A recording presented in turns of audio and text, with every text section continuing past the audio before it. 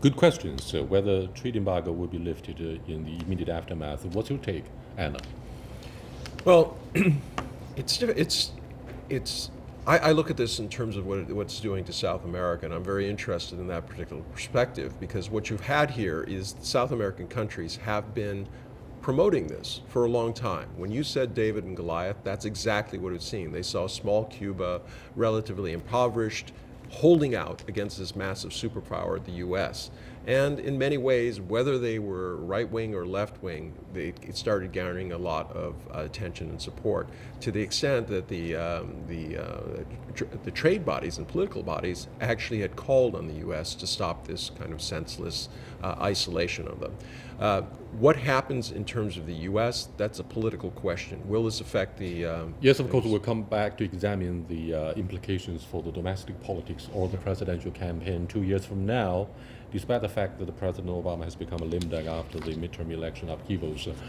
So, do you think technically the announcement of the rapprochement between Cuba and the U.S. Would serve to lay the groundwork for President Obama's participation in the Summit of Americas in April? Because the last time he was given a polite warning, we're going to invite Cuba anyway, despite the strong opposition from Washington, to reject the attendance by any Cuban leadership at the Summit of Americas. Do you think this is a huge blessing for leaders in Latin America? I think, as you said, the leaders have practically unanimously rejected to participate in the meeting unless Cuba was there. And I think this announcement of President Obama will giving a great opportunity to appear there practically as a hero. So I believe that for him is a great opportunity, it's a very good thing. And to my knowledge, a late leader of Venezuela, Hugo Chavez, was a very good friend of Fidel Castro, and he often paid visit to this ailing leader of Cuba when he was alive.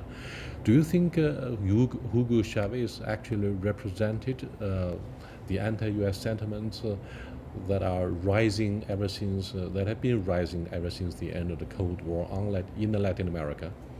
Well, I think it goes back before the Cold War. There was a lot of political interference. You're from Chile, Allende. There was a lot of things that went on which were not very favorable to the U.S. I think the Cold War gave legitimacy, at least in the U.S.'s eyes, to battling what we perceive to be imminent threats in our backyard.